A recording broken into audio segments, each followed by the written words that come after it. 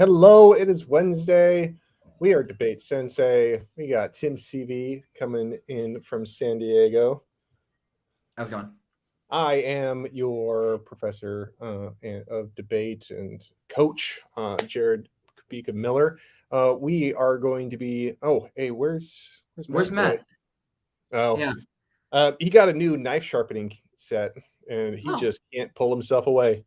He's got a really large knife set. It's kind of concerning. Oh, one of those like late night infomercials. Yeah. Like 200 knives for $200 or whatever. Yeah. Nice. Yeah. And they always need sharpening. Yeah, fair enough. All right. It's all right. We are talking about nuclearism, and the reason that this topic came up, and we were discussing how it's cliche in debate for you to enter into any sort of usually a policy debate of some sort, and for the nuclear war disadvantage to come out. And we thought, like, what could we talk about for something like that, especially because of the news that's happening right now. And we're like, you know what, let's talk about nuclearism. Yeah, that's it feels like it's just an expected kind of knowing smirk on every judge's face, right, when they hear the link story that goes to, and this is going to upset the Democrats, which just means it's going to push Israel over to a preemptive strike, and a preemptive strike, like, you know the story because everyone has this like silly script memorized that can put, you know, the president ate a peanut butter jelly sandwich into nuclear war. Like, it's just anything will link there. But I suppose what's really damn scary is that like now it's actually on news headlines and like So I mean, that's part of the reason where it's like, man, like we like to steer conversations away from nuclear war, but the news of the day seems to be very, very much on top of it, and so we wanted to kind of you know, just kind of deal with both of those at the same time. So like the first thing to know about like the nuclear war thing is that when people learn how to do disadvantages, they learn to do this long chain of events. All right, this cause and effect change, you know, that starts in one area and eventually links up to this sort of international arms race that eventually triggers into nuclear war. And so it just gets kind of tired at times, you know. Yeah. It's also rarely ever challenged. I feel like so frequently it just becomes like, well, ours triggers an extinction event. Like, so we had, you know, extinction event impacts that come as the result of this thing. And so is when you're weighing impacts at the end of a round, they call that impact calculus. Magnitude is one of those metrics by which you measure an impact. And the magnitude of extinction, you know, like global fallout from nuclear war, like is about as high magnitude as you can possibly get. And so it just feels like it's a big race there because, like, well, that's, you know, basically infinity as far as impact goes. And therefore, even on very, very little probability, you can still just say that you win out on magnitude. I find it just silly enough to where now as a judge, I put it in my paradigm that I evaluate impacts in order by like proximity, probability, reversibility, time frame, and magnitude. Like, I care about magnitude the very least. Like, if this is going to, like, if this is very, very likely going to cause gas prices to go up by $1, like, all right, that's a real thing. That hurts lots of people. There's, you know, all kinds of impact stories, or this is going to, you know, increase unemployment by 2%. Like, that's a real thing. But if there's just like a half of a baby, you know, percentage that it's going to cause some thermonuclear war, like, I don't really care. I just don't buy that as well. You can't make like, it's just not realistic. Concerning. not realistic at all. And so and it kind of forces you to be defensive, right? It's like, no, it's not going to result in nuclear war. No, it's not going to do this. Those are all defensive arguments. And so the idea about preparing a nuclearism response, like a critique, is very much a I think it starts off as like your second affirmative speech, your member of government, you know what I mean? Like, or even some rebuttal material. Not necessarily, like maybe if the topic calls for it, you could do it. But hey, what were some cases that do you remember any cases where it was like it popped up and you're like, what are you talking about? So nuclearism, we prepped a critique about that subject. So we decided that we were, rather than going to come up with a bunch of like critiques that we would use whenever, we're like, all right, what are some common arguments, and let's just come up with some common critiques to them. So we wrote this nuclearism critique that was based on some theory out of University of Hawaii, a professor named Masahide Kato, that says that the only countries that talk about nuclear weapons are willing to use them, or that are like fixation upon nuclear weapons increases, not decreases, increases the likelihood of them being used. So when every debate round and every conversation and everything always keeps tying back to nuclear war, that actually increases the probability of those things happening. And the rationale being that like the US loves to keep talking about nuclear arsenals and whatever, just tying everything back to nuclearism, yet the US is also the only country ever to use nuclear weapons in actual conflict. So that's what we tried to say, like, all right, so here's the basis of our theory there. And we preempted it on the topic. Because like when you've got, X superpower versus X or Y superpower war type topics, you can kind of extrapolate that it's more probable to get there. But this was the most bland, mundane, silly resolution. It was something like the USFG should increase the number of dams in the Snake River. Which, like, cool, we get to talk about water property rights and agriculture and whatever. Like, there's... And they linked it up to, like, nuclear energy, like, because it's like... Well, no, we didn't go there at all. So our affirmative was like, yep, here's why hydro is actually good for blah, blah, blah. So we just did a very straightforward case. But we actually even preempted it in there. Like, we said in there, like, we acknowledge that this has a fairly low impact, but it's high probability. That's why we're not talking about nuclear war or something ridiculous. That has no place around. Instead, we're talking about, like, units of energy offset and carbon emission offsets, whatever. And the other side straight up like, this is going to piss off the Republicans, and that means it's going to, like, strike relations with Israel and preemptive strike and nuclear war. Like, so they just did that whole thing. And we're sitting there like, are we serious? Like, these people are actually going for putting a dam in the Snake River causes nuclear war. So no one likes MG theory, but we read a new, 2.5 minute critique out of the MG. I think it's great. That's good place to bring it up. You know what I mean? It's like because it becomes offense, right? It's kind of like, like trying to, if there's no consequence for doing it over and over again, then people just keep on doing it.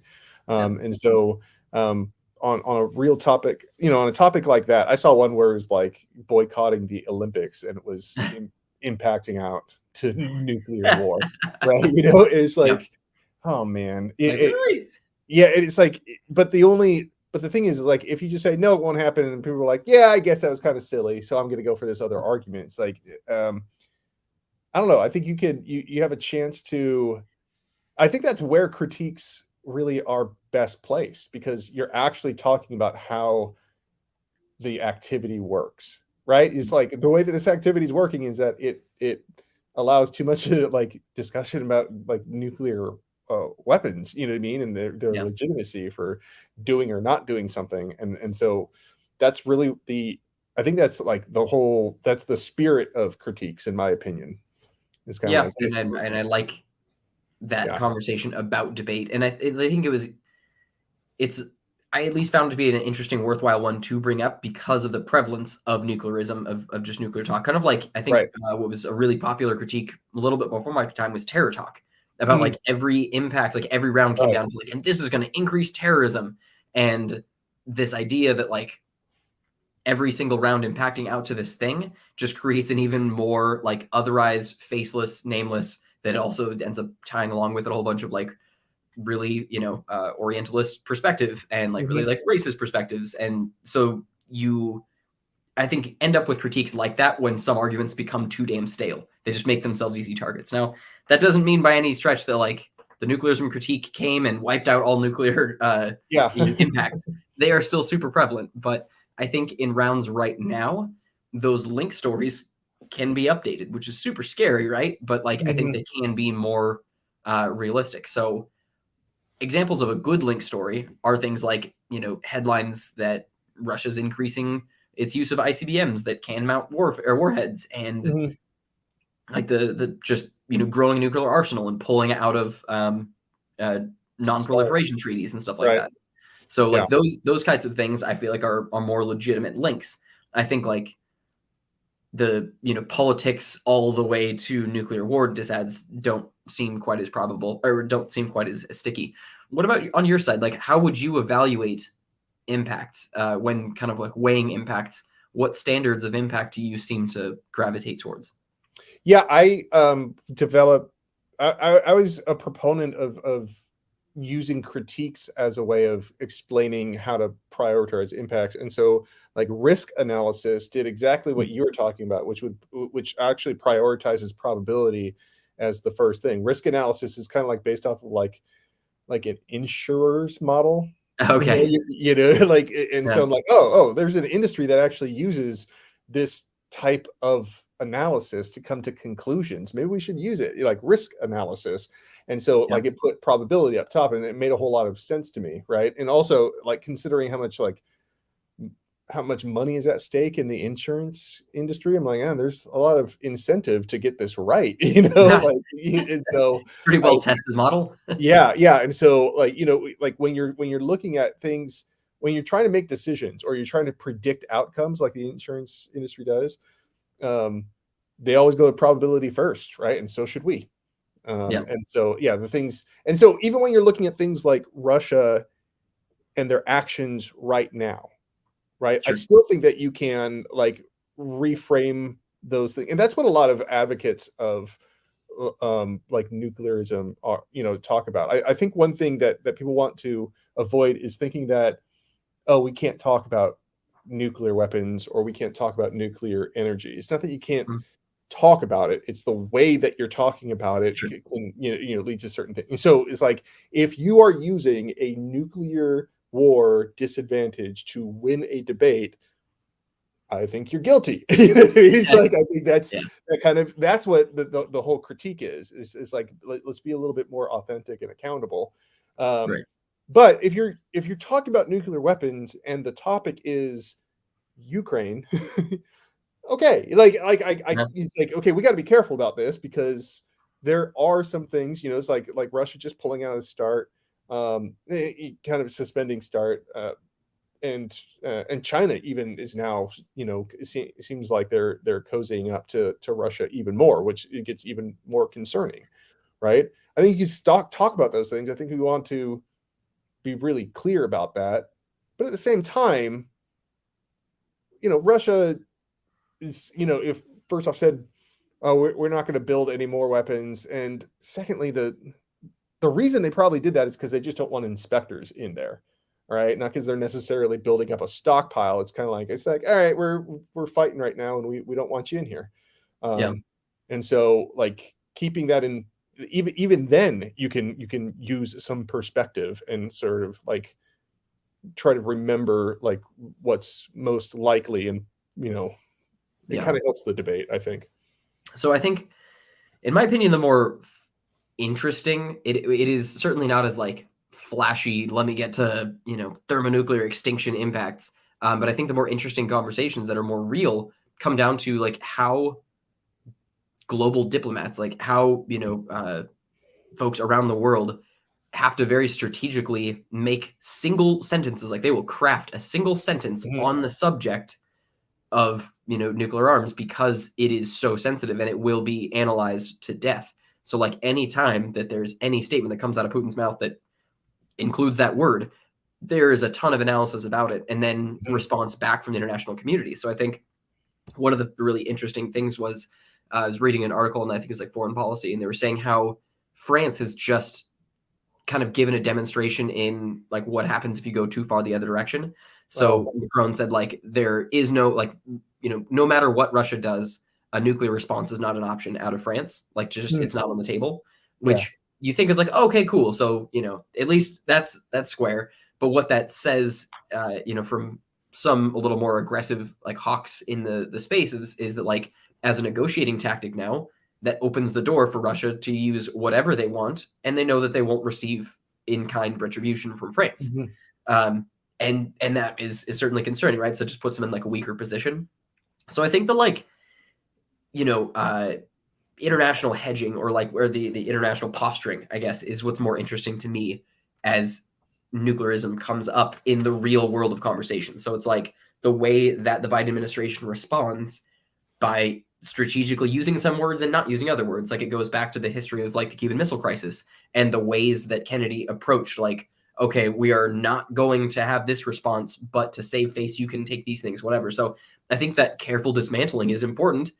One, to make sure the nuclear war doesn't actually happen, but also just to like be mindful of face saving and like international diplomacy. And I just think that there's a more, I don't know, fascinating conversation to be had there. Yeah. Like, I made sure to kind of look up like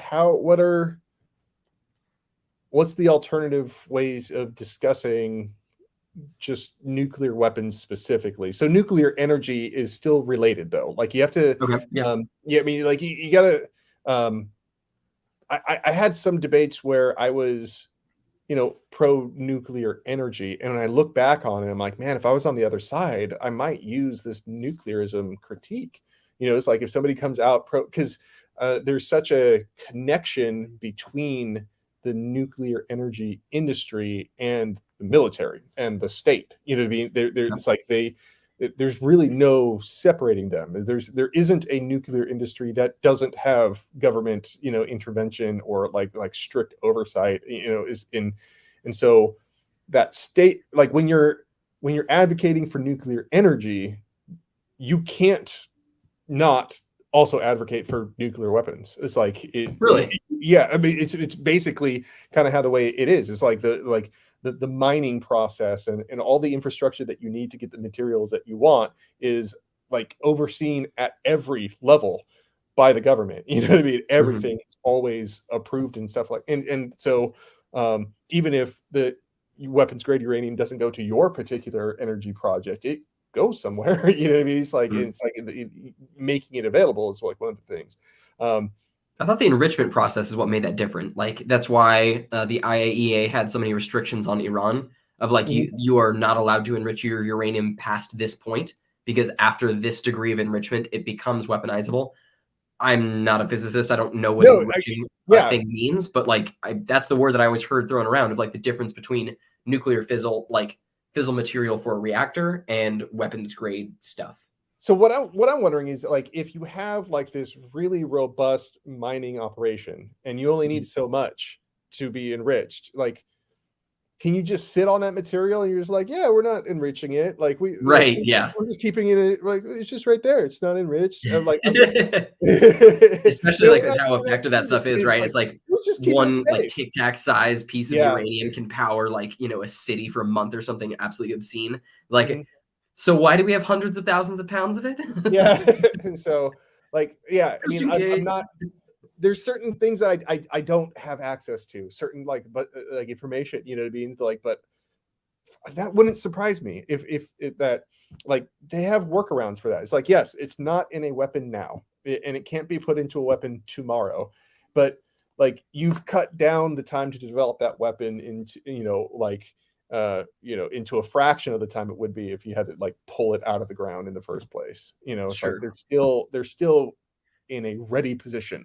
Right. So if you have a nuclear energy, like, you know, industry, then you have a source of uranium if you ever want to weaponize it, you know? And I think that probably is one of the biggest points of frustration for proponents of the nuclear energy sector, where like we like the United States has just in my opinion, like a really childish fear of it. I think like most arguments against it tend to be like, yeah, but Chernobyl, or yeah, but like, nuclear meltdown and things. And similarly, like the way that we'll criticize other countries for pursuing is like, well, but they could create weapons with it. And so I think the unfortunate association between just the word like nuclear energy, again, I'm not a physicist, but I do feel like there's a pretty significant difference between what goes into a reactor and what goes in a bomb. If I were a physicist, I'd be like, yeah, those two things are really far apart. Like, yes, it's still the same, chemical, or still the same element, but like vastly different whatevers. Mm-hmm. And I'm sure if I were really like a proponent of that energy discipline, people would be like, yeah, but what about bombs? That would probably piss me off a lot. It's like, it's similar. Like, we're trying to talk about dams in the Snake River and you're talking about nuclear bombs. It's not the same thing. Certainly it is many steps closer. Like a dam and a nuclear bomb is a lot further apart from like a nuclear power plant and a nuclear bomb, but still. So I do think that is probably a frustrating obstacle to those that are proponents of the nuclear energy industry. Yeah, like, I don't know. I'm just thinking about, like, from a logistics point, if you wanted to make something, if you already got a mine that's producing, then you're that much closer to it. I mean, that is a big obstacle that you've already checked off. And it's like, oh, I'm not any closer to making a weapon. It's like, well, yeah, you are. You're like one giant step closer toward it. Yeah. And also, I mean, you can, there are trades between, right? So I think that's part of why people get so freaked out about North Korea and get so pissed at China about it, is like, I want to say uranium changes hands between the two states. Like, I don't think uranium is so regulated at an international level that it can't trade hands between nations. So I think even that is enough. Like, all right, so maybe you're not making a bomb, but your allies that might be a little bit shady might be, right? So I think like the unregulated and uncharted nature of like Pakistan is one of those, like on the list of nuclear states. Pakistan is usually like a big question mark that kind of freaks everyone out. Is like, they might not, but they might, because like they've just kind of been involved in a lot of duplicitous trades over the years between like Iran and Syria and Russia, and like kind of put themselves in this nexus of like well-armed states. So I think that debate is certainly like an unsettling one, but still one that is worth, I guess it's to say it's worth staying up on, but it's also something, I don't know if you feel similarly, that it is one of the easiest, just anxiety-provoking sections of the news over which I have absolutely no control whatsoever, right? Like, there is nothing that I can vote for. There's no policy I can support. There's no office I can run for that is going to change the, like, politics of nuclear weaponry in Russia and the region. Right. But I'm also obligated somehow to like stay up to date on it. It's like, okay, for debate, yes, I get it. But I have a hard time with that one. It's like, stare your existential threat in the face, even though there's nothing you can do about it. Yeah, and like when the politics get involved, when people are like, oh, like the other guy would have done such a better job, that's, I don't know, that's always frustrating, because like they don't control everybody else, like like nobody can, like, let's not get into that.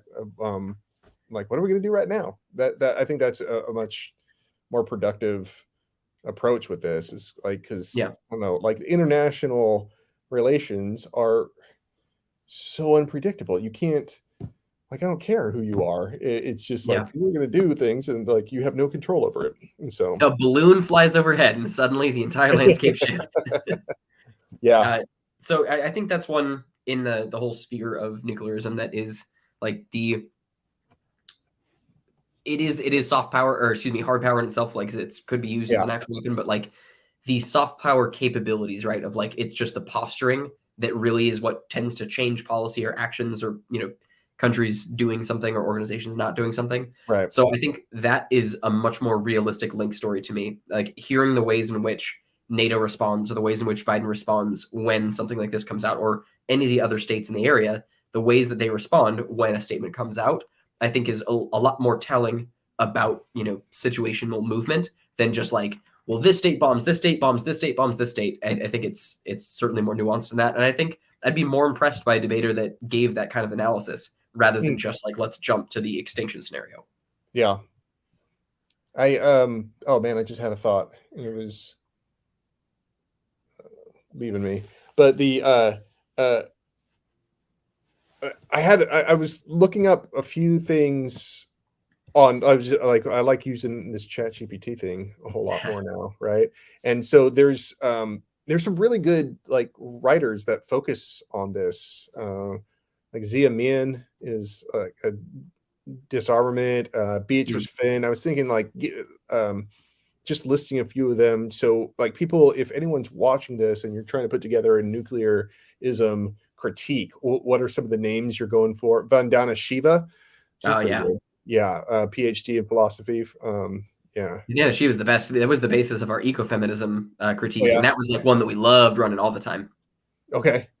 So and I think she writes about nuclear power as well. Oh, she's one that talks about nuclear power and indigenous people a lot. And so about how, so that's another sort of link right there, that even without the nuclear weapons, if you're just doing nuclear power, a lot of the mining processes have displaced indigenous people. And so I mean, you it's can only imagine what that mining, like we try and think of nuclear power as like, well, it's a cleaner alternative, it's not totally renewable, but it's so much cleaner. Like, well, mining's probably not. I don't imagine that mining uranium is just as good as planting a forest. And so I mean, that's in the same sort of argument, like the mining argument is also present in like the electric vehicles and the any green debate. I didn't realize I just heard a persuasive speech this past weekend at the Gone Hollywood tournament about like how much lithium and aluminum is needed to build one turbine, one single wind turbine, and it is absolutely wild. Like it is crazy the amounts, and like the amount that needs to be extracted in order to accomplish like some of these goals is like more than the Earth is predicted to have left. Like just wild shit. Wow. Yeah. So I wanted to I want to clarify though that like the nuclearism critique doesn't mean you can't talk about it. Like I think that's one of the fears that people have is like, well, we better not bring it up. That a lot of these authors I'm bringing up, they actually say that like we need to have conversations about nuclear power and nuclear weapons, but they need to be reframed more in like the costs that they have on society. You know what I mean? Sure. And so like when they're like, yeah, we should focus on like, we don't know if somebody's going to be using nuclear weapons and dropping them, but we do know that in order to produce it, these are the effects. It's like this is how much mining we have to do. And so I don't know. For me, that's really a productive way of looking at it. It's like it goes back to the probability one that we're talking about before. It's like we know 100% certainty that we're going to have to mine this stuff, even if we don't use it. It's like even if it just sits on a warhead forever and never gets used, like that process still happens, and that in and of itself is a guarantee. So let's put that in, one of the sort of impact analysis columns that we're going to look at the end of the round. Yeah, I think that's a very fascinating one. And I think so the theorist I mentioned before, Massaid Cato, is a lot about like the ways that we discuss it. So again, it's not to avoid it, it is why we're having those conversations and what we're talking about when we're talking about it.